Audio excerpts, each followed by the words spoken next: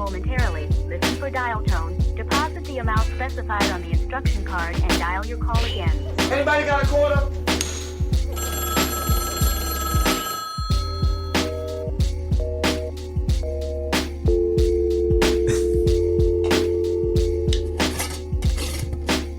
All right, guys, it's dial tone. I'm not ready. I'm ready when I'm ready whenever you are, for real. Like, you know, you can just do this. All right, guys, it's Dial Tone Podcast. I'm Taco. And I'm Ant. This is episode 17. So, we've been having some issues here at the office today. Yeah. We have the landlords are here right outside of our door because there was a shooting. No, well, what I just that's when we put the sound effects in. No, what I just told Taco is we can. I told them we should stage a shooting. Oh, stage a shooting, not have a shooting. No, we just killed each other in the office. We could just do it for real. We don't have to stage it. You just want to kill each other just for the shits and giggles of their expressions, like just for their bad day, cause PTSD over a joke. Mm-hmm. That's what they thought on 9/11, I think. Right. It's just for joke purposes, guys. We were just joking. Look at our crazy flying. You see them two buildings? They're not going to be there. That'd be crazy, wouldn't it? Yo, that was, I think, the funniest shit I've ever heard in my life. Yeah, so we're recording. We've actually have been talking for like 2 hours or something. Yeah. And then we're like, oh, wait, maybe we should record. We should hit the record button. Yeah. We well, to be honest, we were giving each other life updates. We haven't seen each other this whole week nor spoken to each other. I've had the longest week of my entire life. I've been working around like, I think I worked like 60, 70 hours this past week. Yeah, that's a lot. And it was rough. Yeah. My therapist heard all about it this morning.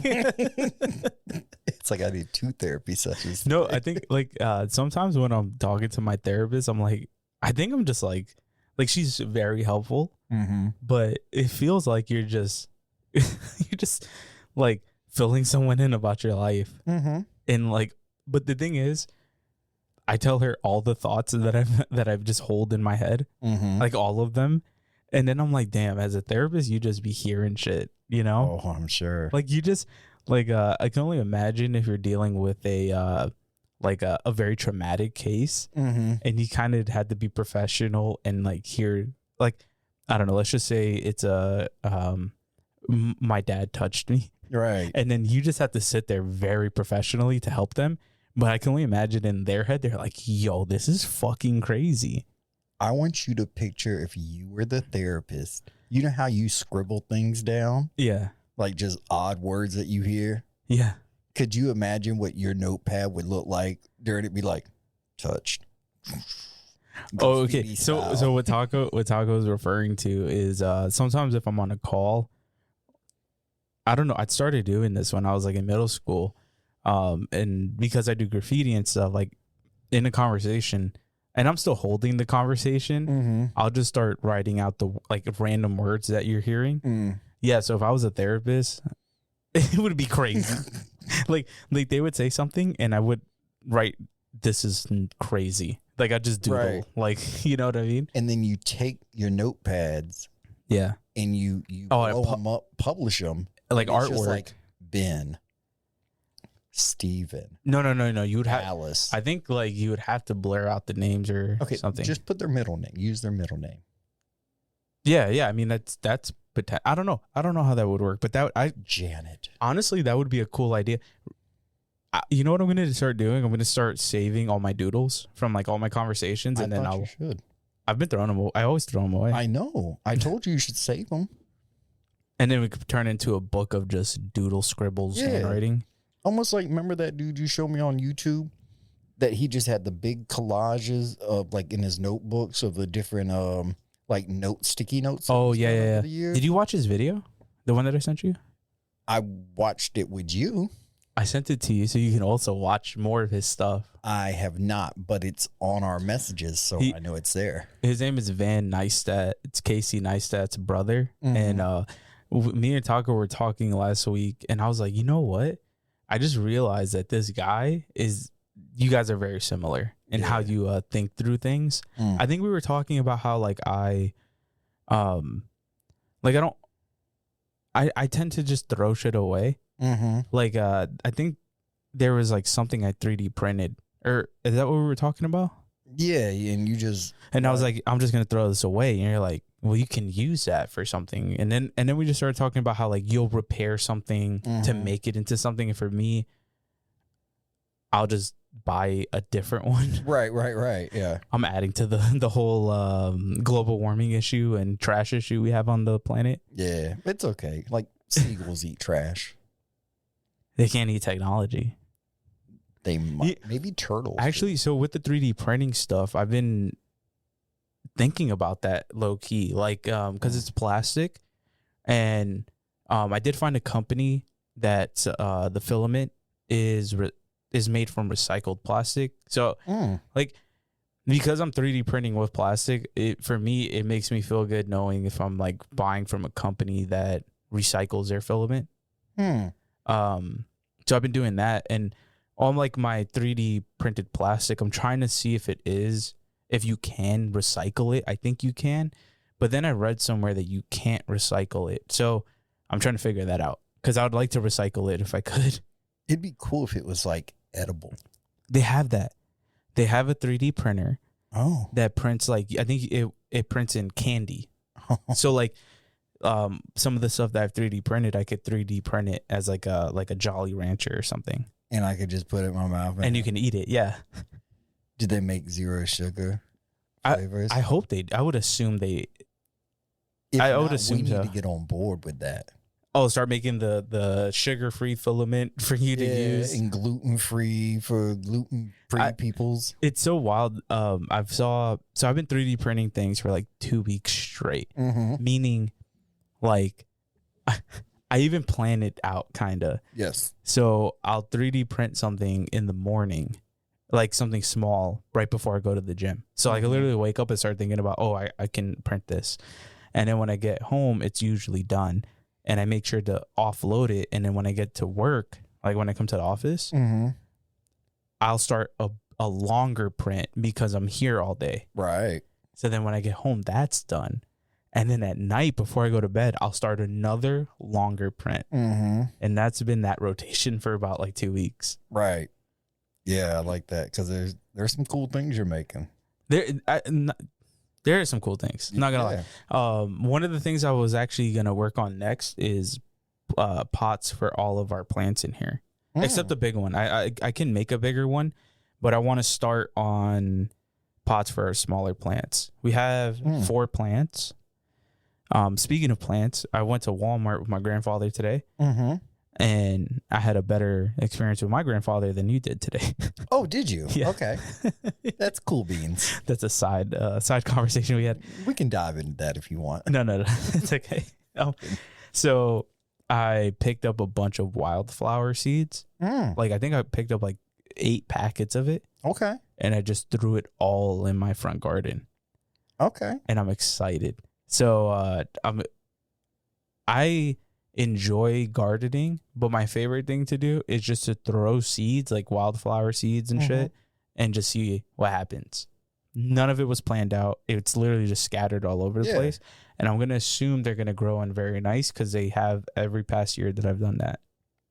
Yeah, no, it's, I want to say, so like the garden I did last year, there were certain areas that I had planned out where I'm like certain things are planted.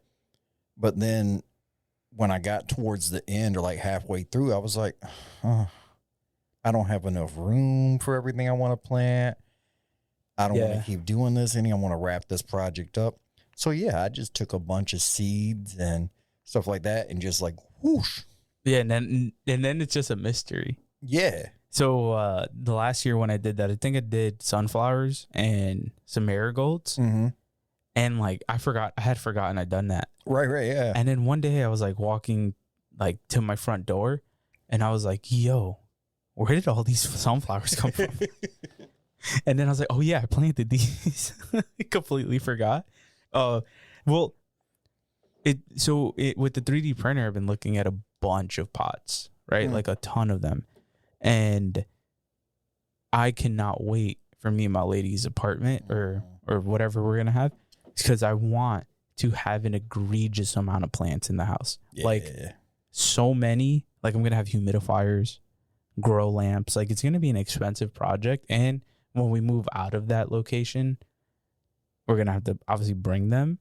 But I've growing up, my grandmother, not as much anymore, but she used to have like a ridiculous amount of plants in the house. Mm-hmm. Like you've been in my house, there's some, but imagine that times 5. Right.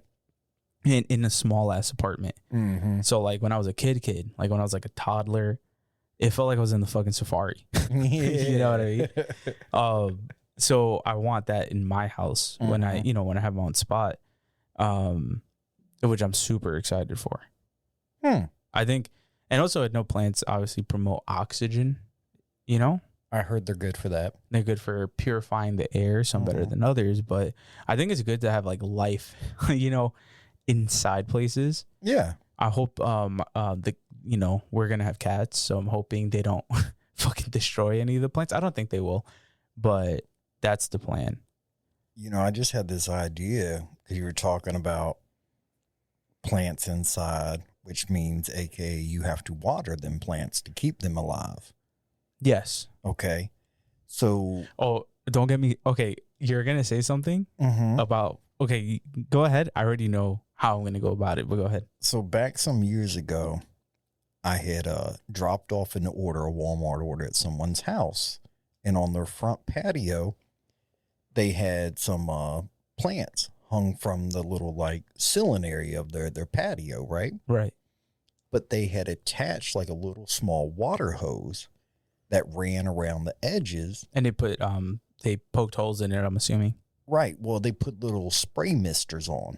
Oh. So they had it set to their garden hose with a timer. So every X amount of time, it would just spray, kind of like when you're at a grocery store, the produce department, how it is just like automatically will mist at times to keep the produce wet. Yeah, yeah.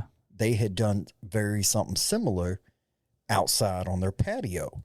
So when you were talking about inside plants, and I'm all this 3D printing, is you could probably print 3D almost pipes. Yeah, 100%. And run them around. Well, I think, and tap it into your water system. What I would do is buy the pipes, because like in the reality, it's like quicker to do that. Well, but what the 3D printer does do well is like if I need special connectors or very specific like sprinkle systems, like I could either design it or somebody has already designed it. But so my plan is so being in the past few months at work, I've been I'm trying to figure out the best way to say this. Say it just. No, I got to be careful. So the past few months at work, I've been a lot more close with the the developers, if that makes sense. Like I've been working a little bit closer with like the developers, and these, for example, one of the developers, I'm not going to say his name or anything. Yeah. He showed me a game he was developing that he's designing. And like this dude, he like designed carpet and it looks real. And he's like, yeah, this took about 2 weeks to do. And I was like, what? And so I've been learning a lot about development. So with that being said, what I want to do when I have like 100 plants is essentially there's this thing called a Raspberry Pi that you can program.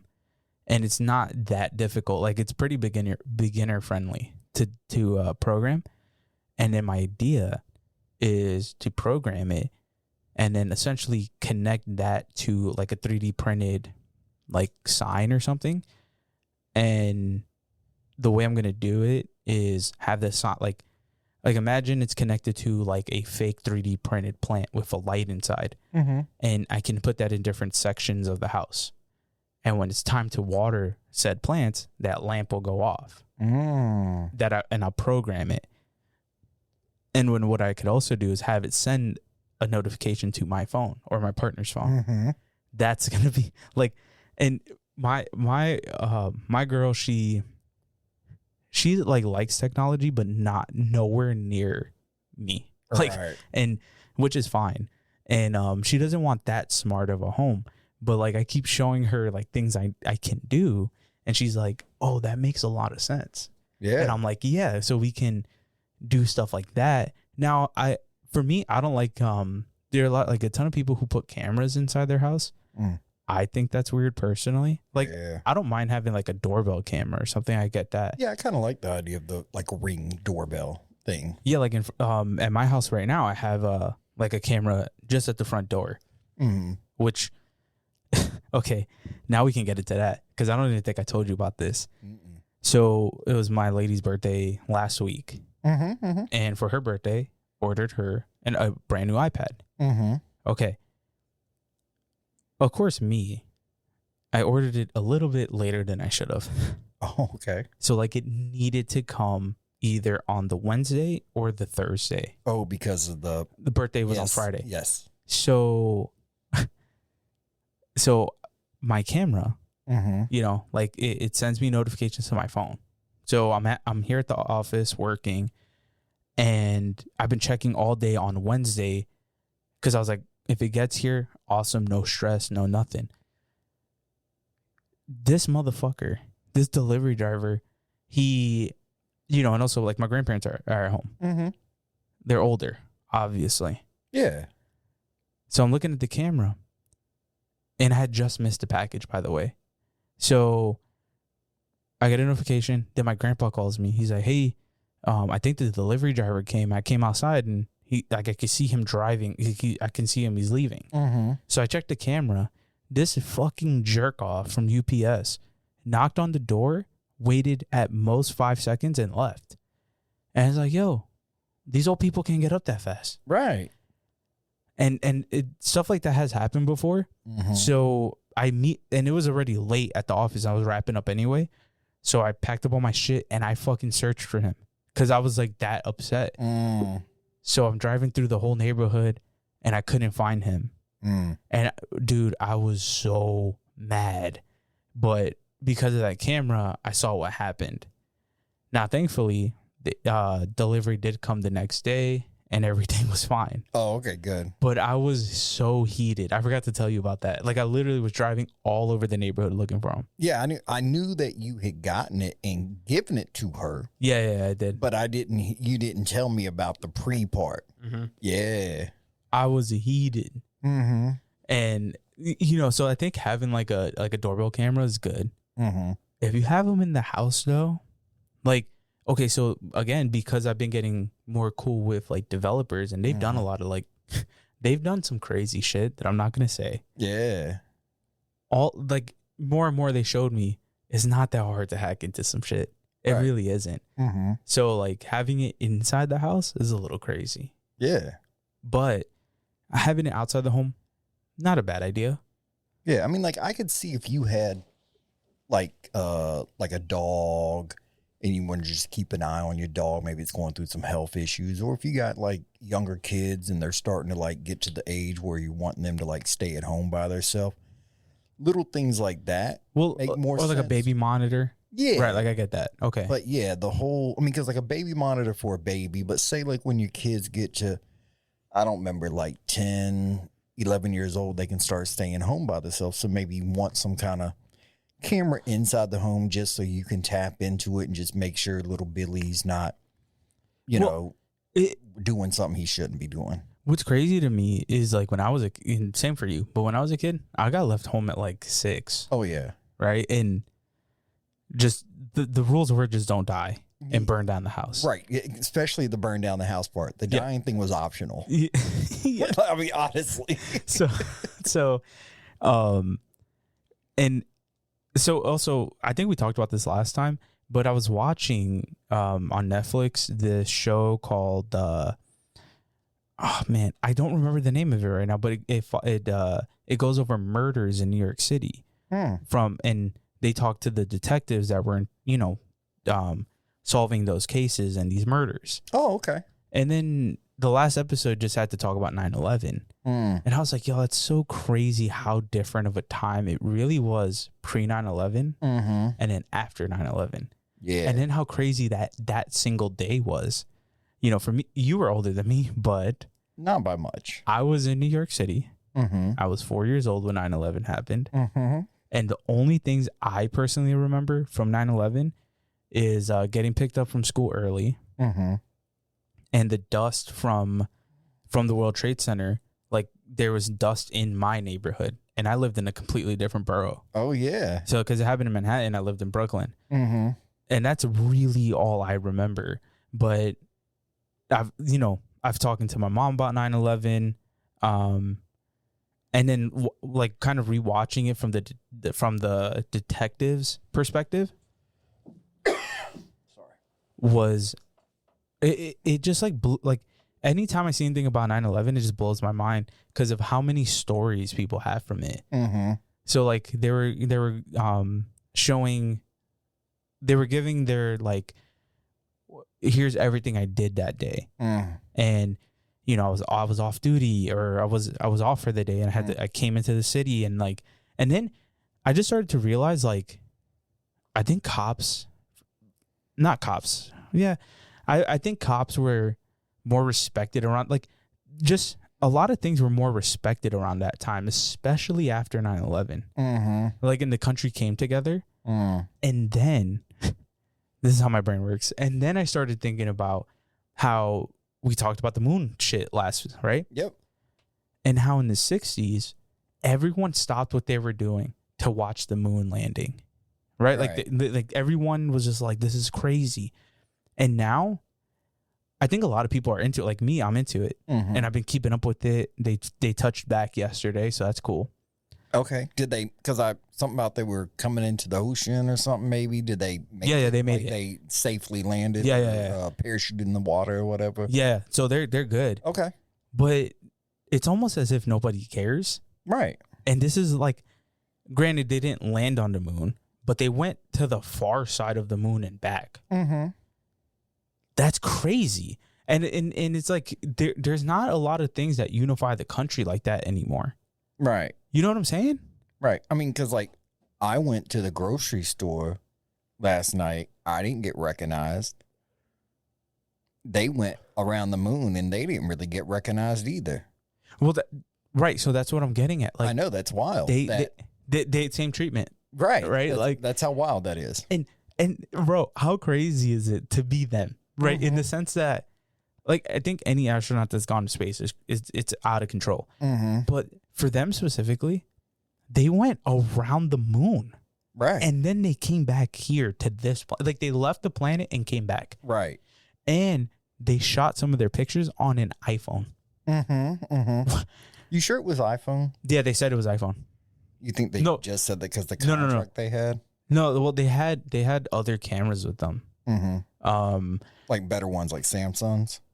No, like actual real cameras.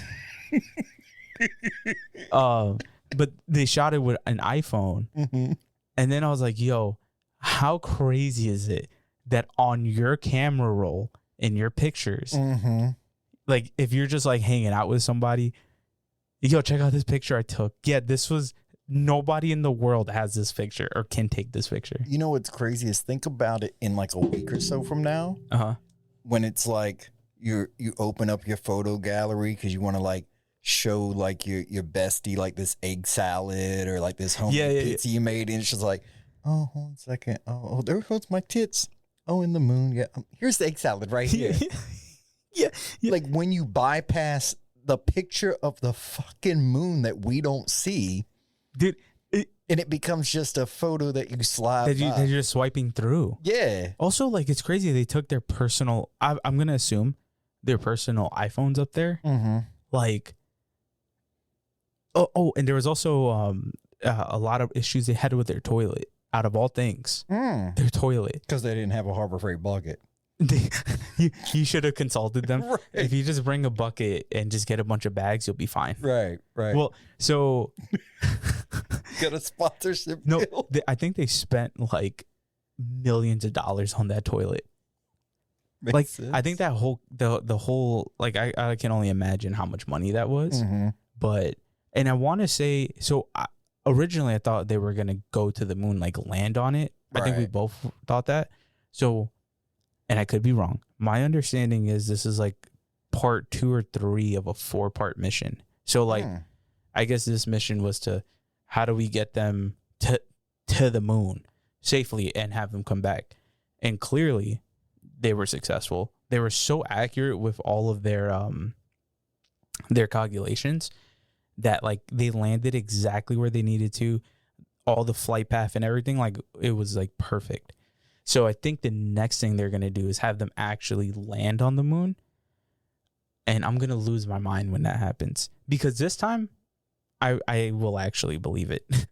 Okay. In full. Like, I mean, because like, look, okay. So I saw a photo where it showed a picture of Earth that was supposedly back from like the 60s or whatever when we landed on the moon, right?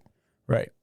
And then it was like, and the blah, blah, blah thing took a picture with their new technology cameras. And this is what Earth looks like from that distance. Uh-huh. But the photo from the 60s looked more detailed than the one. Now, I don't know if they were accurate photos, if something was like downplayed, like downscaled or whatever. So the thing I will say with like my knowledge of photography is like some of those cameras from back in the day, it's not that, because they were shot on film. Mm-hmm. And especially if you have like a really good lens like that, like film itself just retains so much detail compared to like a digital sensor. Mm-hmm. Now, granted, our digital sensors now are like, it's insane, but film has always had that. Okay, but I'm just saying, I don't know that aspect of it, right? But let's just say they put $100 million toilet in the air. Yeah. Okay, like Musk and Kanye probably don't have $1 million toilets. Maybe. Okay. So if they're willing to invest that kind of money into a toilet, yeah, you know these cameras are like dope as shit. Like they have right now. They're like yeah. That would. Well, I think they definitely had to have taken some like really insane cameras with them, I'm gonna assume. That's what I'm imagining. Also, you brought up Elon Musk. Mm-hmm. I just had a conversation with somebody about him. How is that dude about to be a trillionaire? Oh, is he? A trillionaire. A trillionaire. Mm-hmm. That is an ungodly amount of wealth that, like, I can't even comprehend how wealthy that is. Wasn't it me and you not long ago that was going through like how much he makes an hour, a minute, a second, and like breaking down all them numbers? Yeah, I think that was us. Because it was like something like $12,000 a minute or something like that. Yeah. Or every second or something like that. And then it was just like looking at like your income and being like, oh, within either a couple seconds or a couple minutes, he's already surpassed your income. Like my whole year's income. Within. Bro, what do you do with that? Like, I don't know. There's like a certain point with money where I'm just like, what do you do? Because you literally can do anything you could dream of with that much money. Oh, but then again, that like not question, but what a lot of people talk about with wealthy people, like when they reach such amount of wealth, that's when they start fucking kids and like and enslaving women and doing just like some wild shit. And I think because at that point, you can literally do anything. Because I think you're like, you feel untouchable. And for like Epstein, for example, like not only was he extremely wealthy, he almost like did the whole Diddy thing of like, I'm going to have a lot of dirt on every powerful person I need to. And then they killed them, right? Because he didn't kill himself. They killed them. And now you're going to tell me you can't release all the files? And now you're saying that, and also, I don't know if you know about this. I was talking to one of the homies about this. From like 1999 to I think 2002, surprisingly, all his emails, they're gone. They're not there. Maybe he didn't have email. No. But he was also wrapped up with the people who, like, I think the conspiracy for that one is, like, for example, the guy who owned the World Trade Center magically got insurance a few months before 9/11. Your call has been forwarded to an automatic voice message system. This episode has been brought to you by Distill Union. We actually did secure a sponsorship. Yeah. Shout out Taco. Distilled Union, they make smart minimalistic gear that actually makes your everyday carry easier. And I purchased one of their key loops. It's all my keys right now. No more jingle jangle of the keys. We got it all secured. Easy to share my key with people. Check them out. When you're ready to upgrade your wallet or phone setup, go to Distill Union and use promo code Dial Tone. That's DIALTONE. Dial Tone at checkout, and you'll get 20% off your entire order. Check them out. Links will be in the description. Save that money. Like, out of the blue, a few months before one of America's worst tragedies happens, you just like got a payday. Number one, right? And number two, I want to say Epstein somehow was probably involved with that guy and multiple people. Now that we're going, I'm just back on 9/11 because after seeing that, I was just like, yo, they knew about 9/11. You gonna tell me they didn't? And then I think about about 3,000 people died. Also, we can start a war. Yeah. In Iraq. Yeah. And now we are apparently in a war with Iran over oil, blanketed with this statement they have nuclear weapons that they want to use. But every news thing I've seen has been about oil. And now we have to pay $4 a gallon for gas. Yeah. I hate it. And fuck all of them at this point. I mean, maybe there's something even more deep rooted than that. Well, I know me and you, like, we have said in the past, we don't really care about politics. But it's just, lately, it's just been one of those things of too many weird things collectively, from Epstein to the Trump to Diddy, even to this Iran stuff, where I'm just like, what is going on? We're probably never going to know in our lifetime, one. And two, now it feels like it's affecting everybody. Like, if it wasn't affecting everybody, whatever, I guess. No, not really whatever, because this whole Epstein shit is nuts. I just had a thought. All right, hit me. All right. It's completely off subject, sort of. All right, knowing anytime you say that, it's going to be so off subject, but we're going to roll with it. All right, so it's only on subject because you've said the name. Okay. So I saw a post today, and I think it's like the Raymond and Brown tour was announced, right? Raymond and Brown, I think it's what they're calling it. It's Usher and Chris Brown. Oh. Going on tour, right? That's interesting. Okay. Right. And then I was like, ooh, maybe they're doing this war to cover up Usher and Chris Brown going on tour, right? And I was like, because that would just be silly, right? You know, they're trying to like blanket that of like how that started and there's something covering that up. But then I was like, ooh, would be, in my opinion, wild, but probably dope. What? Is Diddy and R. Kelly doing an album together from jail. I wouldn't listen to that. What? Why? So for one, the Diddler and the Riddler. No, so I mean, I wouldn't listen to it. So for one, I never really cared about Diddy or R. Kelly to begin with. Oh, see, I liked R. Kelly. I didn't really care for Diddy. Now, two, from what I remember with R. Kelly, he did some very foul things. Okay. And I just don't care about him. And also, I don't fuck with him after the foul things even more. See, I like the music. I don't know about his personal. So, like, would you... I still jammed R. Kelly. I was jamming doing R. Kelly shit today.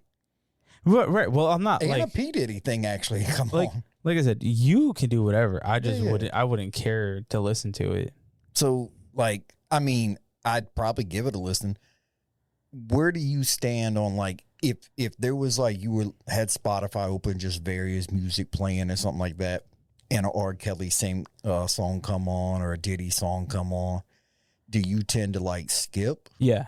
Oh, okay. So you don't even want to, like, acknowledge their artism. Yes. Because of what they did. Same with, like, would you feel the same way, like, Bill Cosby or any, like, celebrity? Okay, so that's the thing, right? So, like, I never fucked with these people to begin with, right? So, like, it's easy for me. And then you couple that with the foul things they did, then it's a for sure hard pass. So like, I'm thinking, like... Who's someone that you were into that maybe had some kind of egregious scandal? I'm thinking, like... Okay, let's say... hold on, I gotta think. Who was the one that beat... Was it Chris Brown that beat up... Rihanna? Yeah. Yes. Never. Okay. So, I mean, I did like Chris Brown, like, back in, like, middle school. Like, when he had the pop hits. Show? What show? Who did the hip hop show, like, where they'd have a bunch of, like, musicians and they would, like, goof around and freestyle with each other? Wasn't that Chris Brown? Oh, Nick Cannon. Oh, it was Nick Cannon that had that. Okay. Well, okay, so, like, all right, like, in one of the rappers that I really fuck with is Action Bronson. Like, I love his music. Yeah, I love his cooking shows, his merchandise. Like, I bought his shoes before. Wasn't he like a Western person? No, he's from Queens, New York. I'll have to look him up because I think there's somebody with that same or similar name that was like a Western movie star. Oh yeah, he got the Bronson part from who you're talking to. Okay. But I like, he's maybe in my top 10 for sure. Okay. Yeah, I'll just say top 10. Like, I love his shit. Larry, let's say he was found guilty of, like, raping 2 women. Mm-hmm. Personally, I would probably stop listening to his music because for me, some of those charges, like, for me, like, drug charges, whatever, you selling drugs, I get it, whatever. But when it comes down to, like, hurting children, women in that nature, it just turns me off to you as a human. Like, I just don't even want to, like, associate your art, your anything in my head anymore, because of my views on that. You know, like, if you were found touching kids, you're like, you are nothing in my head anymore. In my head, you're dead. You get what I'm saying? So I guess, so, like, for R. Kelly and Diddy, for example, I think they're not good humans. Well, right. But I didn't mess with their music to begin with. Gotcha. Had I, like, really been an R. Kelly fan or anything, I probably would have personally just stopped listening to his stuff. Like, what happens if we find out, like, something like Biggie? Oh my God, that would be people from, like, devastating Wu-Tang or something. You know what I'm saying? Like picture, like I know, like, this I don't really know the person that you just referred to in your top 10, but if something big like that was to ever come out and be like, hey, Biggie was touching kids, they found out. Oh my Diddy admits that he killed him because of that. I would be devastated. Right. Would you get a cover up? Yeah, probably. Because he's right near your nuts. Son. Yeah, probably. Yeah. Yeah. I would be, for the listeners out there, I do have a portrait of Biggie tattooed on me. So, like, something like that would have, I would be horrendously pissed. Like, I would. You know what I would do if I was you? What? I would just take my dick out and just smear it on his and just pee on my own. Just be like, yeah, you bitch. So yeah, so I when it comes down to stuff like that, I don't know, it just really pisses me off. You know what I'm saying? So I also get your perspective, like the art though, which I understand. But, like, okay, for example, that whole Kendrick and Drake beef. I did fuck with Drake's music for a very long time. And I don't even think I did this intentionally, but like Kendrick started saying a lot about stuff about Drake, and then I've always heard about Drake with younger girls all the time. And I don't know, after Kendrick like kind of destroyed him in that battle, I just like stopped listening to Drake personally. You thought Lamar won? He definitely did win. If you don't, name another rapper who won Grammys from a diss track. Oh wait, I'm gonna name a bunch. Go ahead. Pretty much any of them.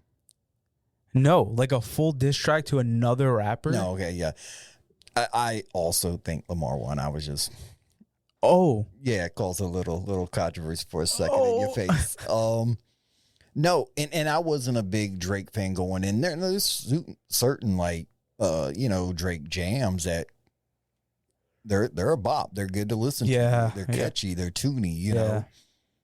But he's kind of in the aspect of like a Diddy, as far as like some of his shit's good. Yeah, like they're catchy. Like I think Drake knows how to make a hit, and if he doesn't know how to make the hit, then the people who like are behind him and shit, they know how to make the hit.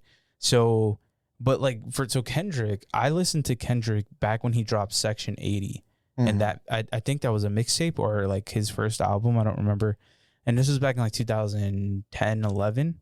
I started listening to Kendrick Lamar. I never forget when I heard that Section 80. I was like, this guy, and mind you, I'm like in middle school, but I did have that feeling of like, this guy's gonna be big.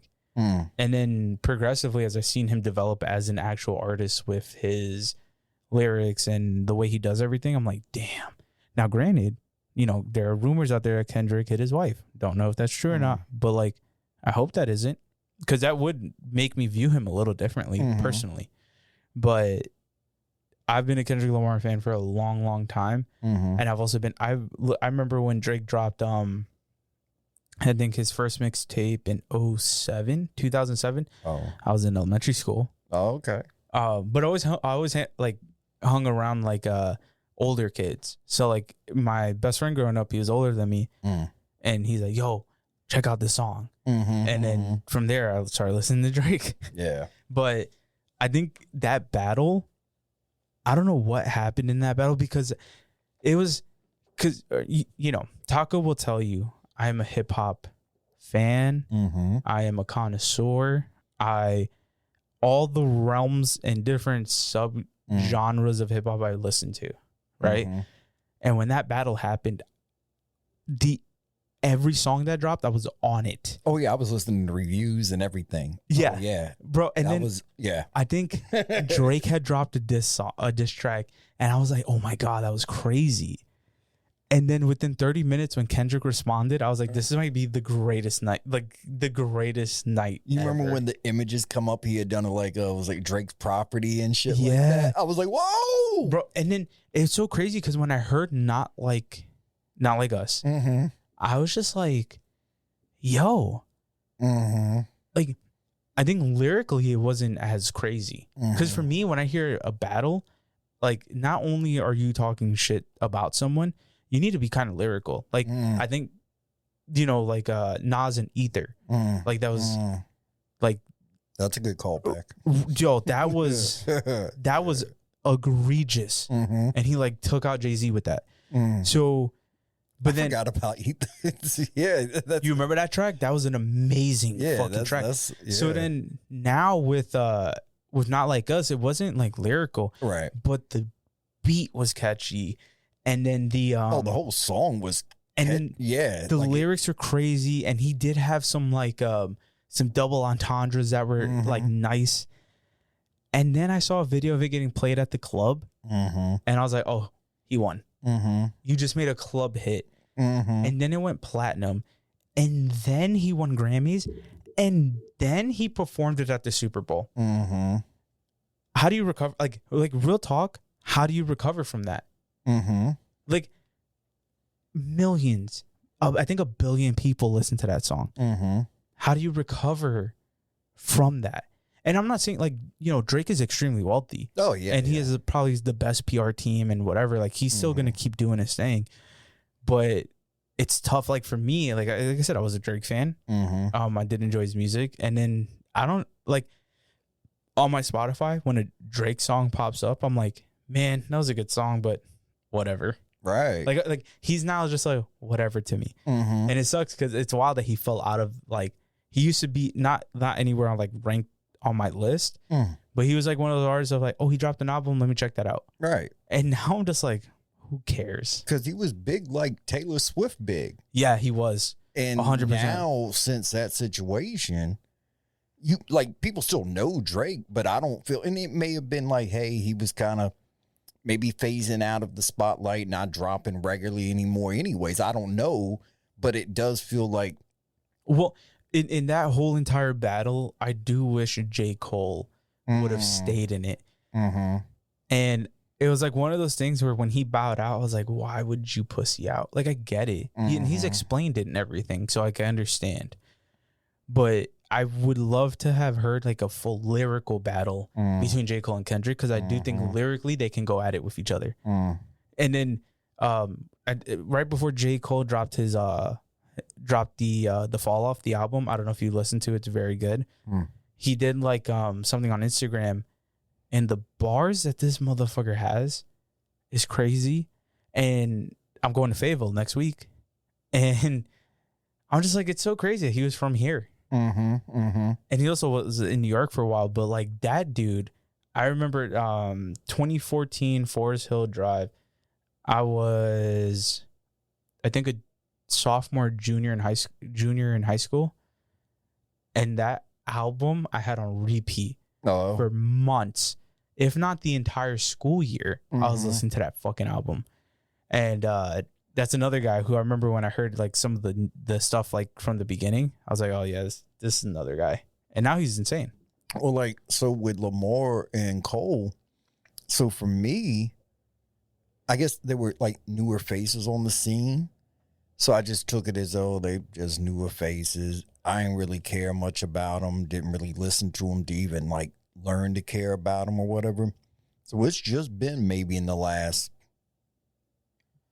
4 years that I've even like when I used to go out to like Raleigh or Wilmington and stay for like a day or two to like do Uber and stuff like that. Yeah. I would usually pick an artist, and usually it was an artist I knew, and I would start back at like album 0 and just play that the whole weekend. Oh, dude, that's what I would do. Cool. Yeah. So I did Cole and Lamar. I was like, they like, people are talking about them like they could be like on a top list. I need to get into it, figure it out, see what the hype is. Is it just trendy hype? Is it, like, do they have some actual, like could we look down in 10, 15 years and go, oh, yeah, they could be a top 3. They could be a top 10. You know what I'm saying? Not obviously together, but like, like, could they be cracking list? Where there's, Well, it's wild because at this point, Cole and Kendrick have been, I think they're a decade into their career. Like I would say in this spotlight. Yeah. And what you were just saying, like as a younger me, I was thinking that, and I think as a collective within hip hop, like people are like, these people are going to be around for a long time, which they have been. And, like I said, I listen to so many different subgenres of rap, and I like the trap, and sometimes I like some mumble rap. And of course, I love like true 90s to the early 2000s hip hop. I would say that's like my number one. So like Action Bronson, he raps and has that cadence in some of his music that reminds me of that time because he grew up around that time. Oh, I wonder, you may have had me listen to something of his. He also had beef with Ghostface, funny enough. So, and it's so, that beef with Ghostface was the funniest shit because he didn't start, like Action Bronson didn't start anything.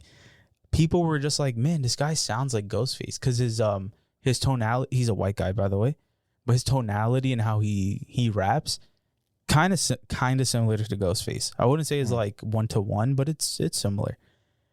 And Ghostface got really upset that people started comparing them. And then Action was like, dude, I look up to you. Like, why are you mad at me for? And then Ghostface was like, for real.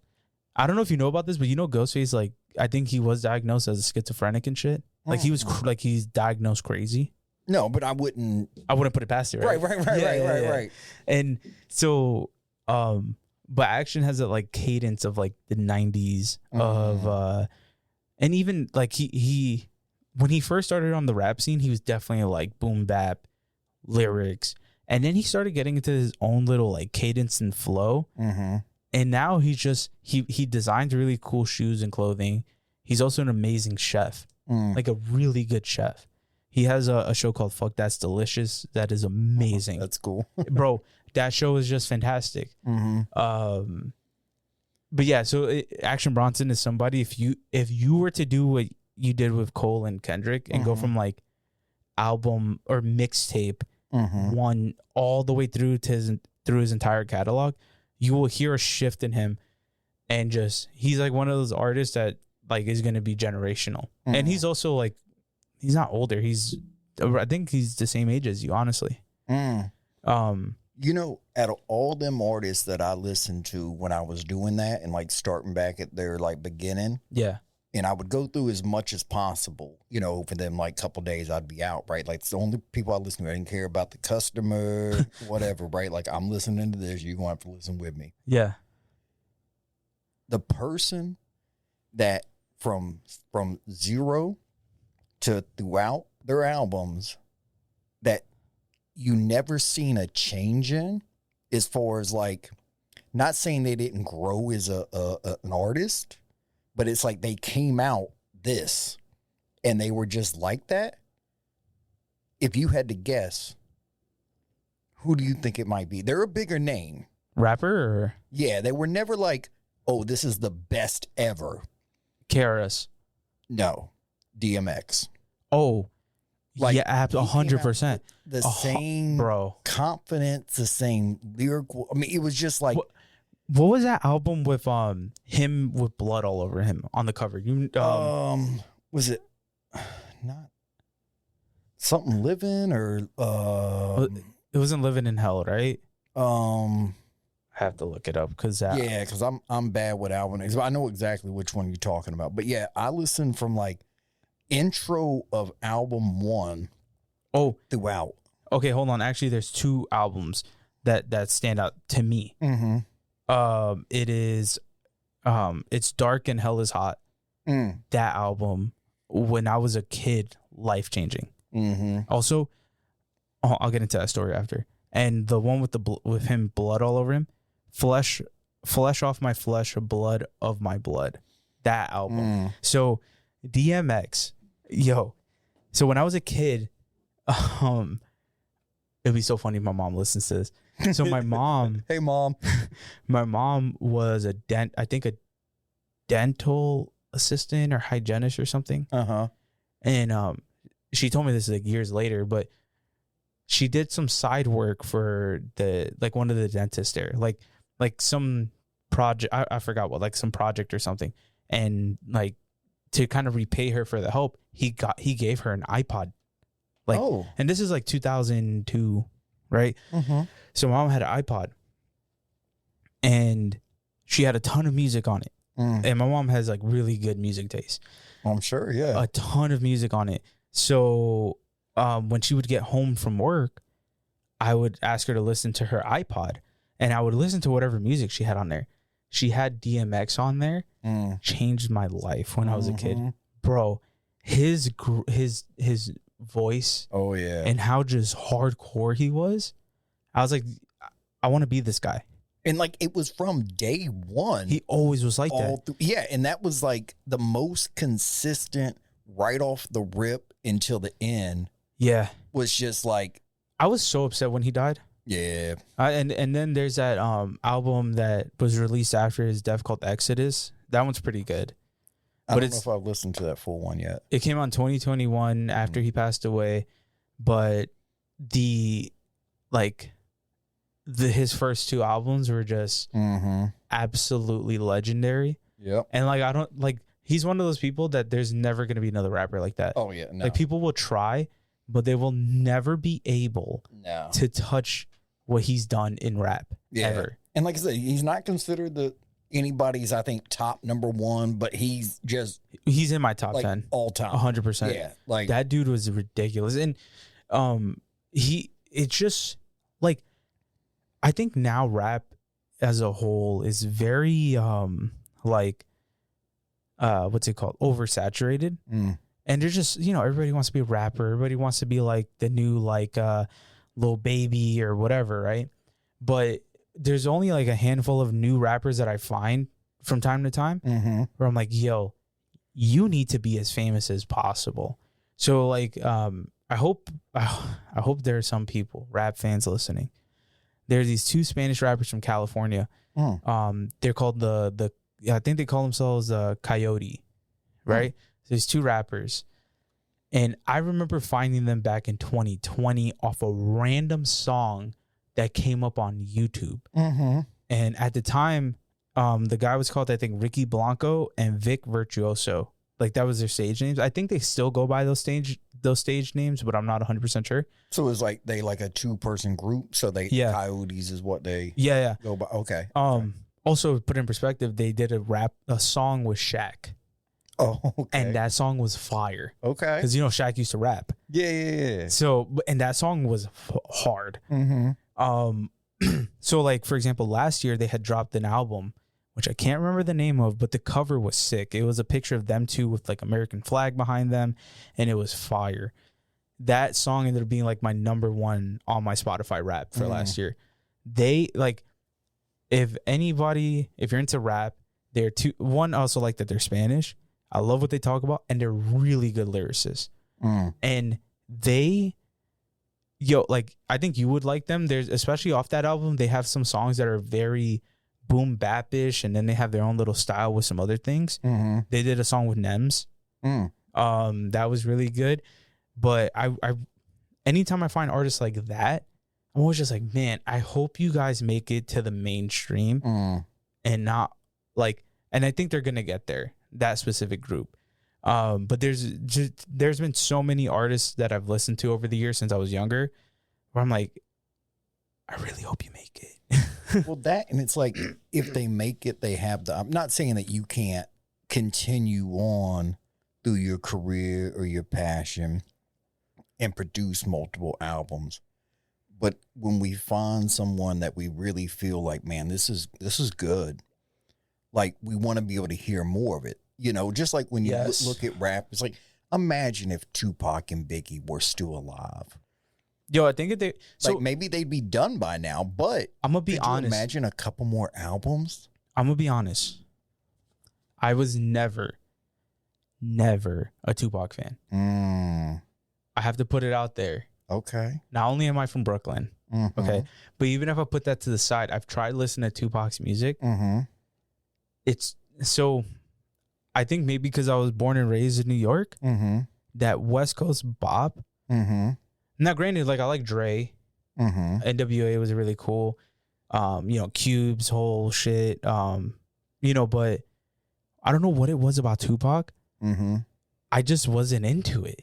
Okay. I was not a fan. But breaking news, folks. But if they were still alive and they had made a collab album, I think the world would have shut down for the day. I would have shut down. And I don't know. So, like, I'm biased because of where I grew up. But I do think, in my opinion, Biggie was better in most of, like, the shit. Now, I will say, Tupac's Hit 'Em Up. He bodied Biggie. Well, that diss track right there, he destroyed Biggie in that. Well, yeah, but, like, I like both of them. I don't have a preference, one or the other. Now, I'm not the type of person that goes, oh, Biggie and Tupac are in like a top 3. Biggie's in my top 3. Because I don't feel that way. I don't feel like their catalog is big enough because of their deaths, like early deaths. Okay. Based on other artists that have been able to do a full catalog. Yeah. You know what I'm saying? Like, because I'm going to ask you here in a second, either who your top 1 or top 2. Because I know my top 2. Dude, it's so tough. It's so tough. I love for just that smooth, mellow, just fluid. Yeah. Like that, just it just makes you feel smooth, but like he knew how to tell a story. you know, it's like where when I listen to Tupac, a lot is like I want to feel a little aggression. I feel completely opposite. Do you? Because there are a ton of Biggie tracks for me where it's like that's aggression.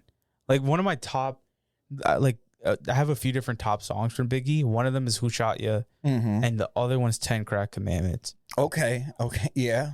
10 Crack Commandments. I wish I can go back and listen to it for the first time again.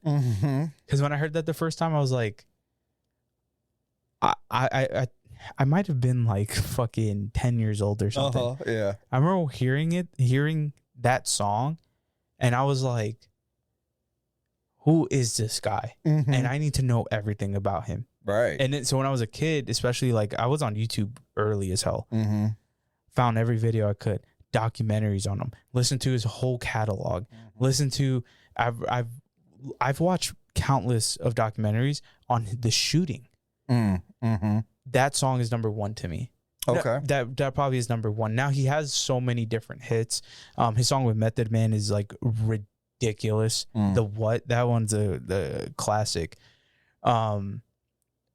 It's tough. So for me, I would say he's my top one because he's your number one.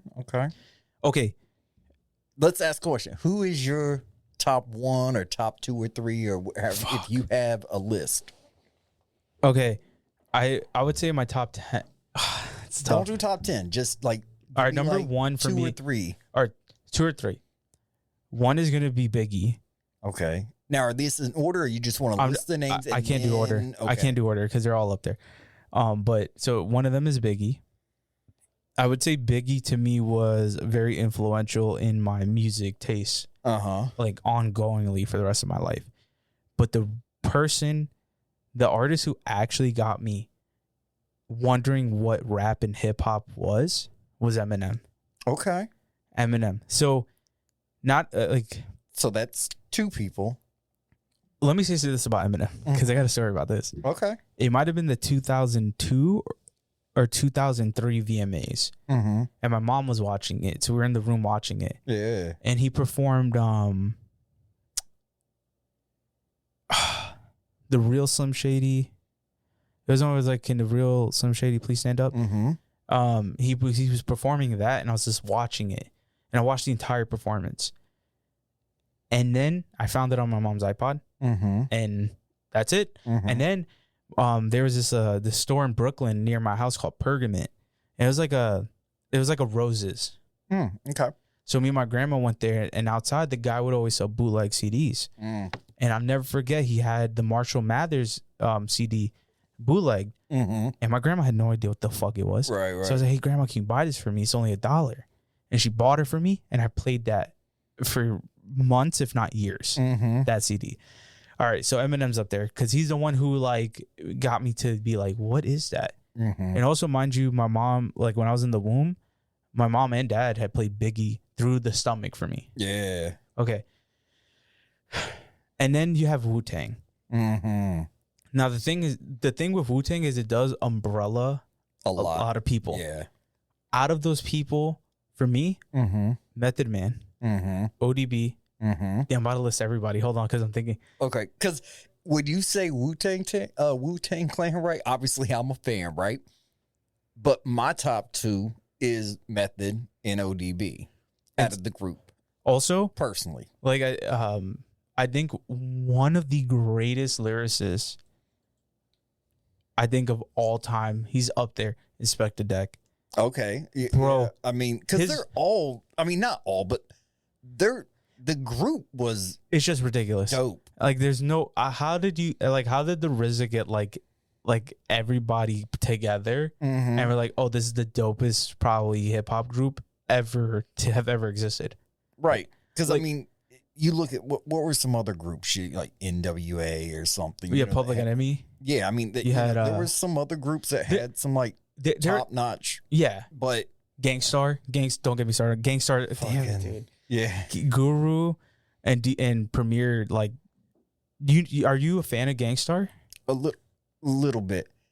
we should have planned out a damn hip hop episode or something, dude. We should have done it like the Circle K dialogue or something. Yeah. Because So this whole episode, we've talked a lot about music. yeah, but fuck it, music's cool, dude. Yeah.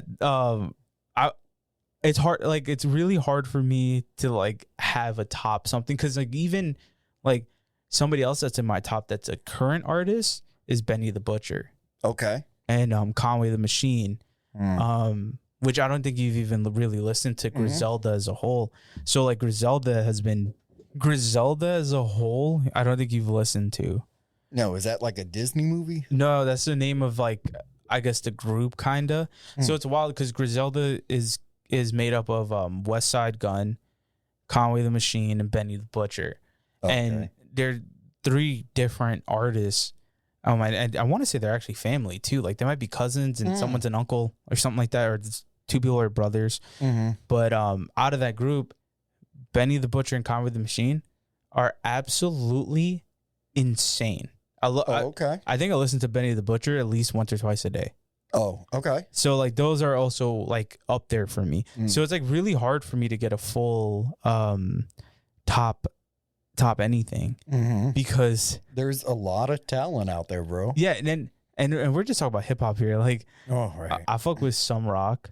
Oh yeah. I fuck with techno a little bit. I don't care for techno much. Some little bit EDM, like in all those subgenres. Like I'm into some of those. Not as much into. To me, I just classify it as that rave, just beat music. I'm not a big fan. Sometimes I'll like put it on just to kind of like it just makes you just bop your head for no reason at all. See, I do that for Pornhub. That's fine. All right, because I bop my head. Yeah. But yeah, so I don't even understand how we talk this much about music. I think, well, me and Taco, we can talk about so just I'll like how mine too. Okay, yeah, you go and then go ahead. Okay, so Eminem, okay, and Lil Wayne. Oh, how did I forget about Wayne?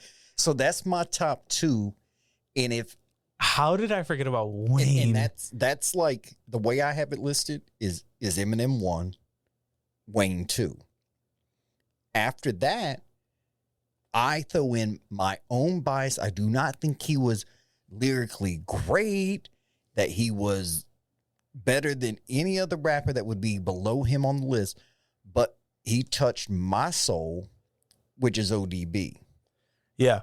You know, like also that's my favorite Wu-Tang member. So that's why also in our intro I put a clip of ODB in because I love ODB as well. Yeah, I do think you're a bigger fan of ODB. When I got married, my wife walked down the aisle to an ODB song. Yeah. So I can't believe I forgot about Wayne. The Carter 3 was like a Millie Lollipop out 2008. I was in 5th grade, and like one of my homies, he grew out his hair because of a Lil Wayne bar in Lollipop. Like he heard that bar and then he grew out his hair because of that. Like Lil Wayne, I forget it. And then we're also like there's also like 3 6 Mafia and that whole southern Memphis rap that I can go on that I'm part of. Yeah, I can go on forever about that. So yeah, this feels like last week. Last week we did movies. This week we did music. Next week I don't know what we'll talk about. Like fine art. Chefs or some shit. No, don't get me started, dude. I'm just saying, they're like, I really feel like maybe because I forgot about our excitement with movies last week, right? And I want to talk more on movies, right? Yeah. We can do segments. I think maybe having like where we, let us know if you want us to do some segments on stuff, or I don't know. I can dedicate a whole episodes to just a movie, music, art. Right. Well, I feel like like we're at what was this 17? Yeah. And let's just say imaginary numbers. We get to like episode 100. I'd have to imagine there's going to be at least 4 or 5 more not albums, 4 or 5 more episodes where music is heavily going to be a part of, or movies, just because of, like passions. Yeah. And because like this is based on me and you just whatever the fuck comes up, because we didn't come into this thinking, we thought we actually weren't even going to record today. Yeah, so because of some controversy. Yeah, which we'll talk about off air. But okay. Yeah, we didn't think we were gonna record today, and then I just said, "Fuck it, let's do it anyway." Yeah. But yeah, so this episode was full of music. Let us know your favorite artists. Yeah, who's in your top? I'm gonna be honest, I am a Taylor Swift certified hater. I hate Taylor Swift. I'm good with that. I'll put that out there. It is what it is, I guess. Yeah. I think I don't know. Her shit's just annoying. We didn't even get to R&B because I know you're a R. Kelly fan, but like R&B as a collective, we can go on forever. Mm-hmm. So yeah, so hit us up on our socials. Let us know if we're like correct in our thinking. No, don't let us know if we're correct. I feel like we're correct. We fucking correct. Yeah, you incorrect. Yeah, but yeah. Tell us how incorrect you are. Yeah, you fucking scumbag. Check out our social medias. Check out our sponsor. You guys are awesome. Episode 17. Yeah. And episode 18. We're on our way to 20. And you know, I would say in the given future, we're gonna start doing video stuff. So you'll be able to see us, which is I'm very excited for, and I was a little nervous about because I can't cut out things that happen like that. but we don't ever cut anything out. Yeah. So there's never any edits. I never cut anything out. Yeah. All right, guys. That was episode 17. Yeah. You got anything? Fuck Taylor Swift. Fuck Drake. And I would love to suck an elephant's, or not even an elephant, but like a camel dick. All right, guys. See you next week. Camel toe. See you next week. The week. call you have made requires an initial deposit. Please hang up momentarily. Listen for dial tone. Deposit the amount specified on the instruction card and dial your call again. Anybody got a quarter?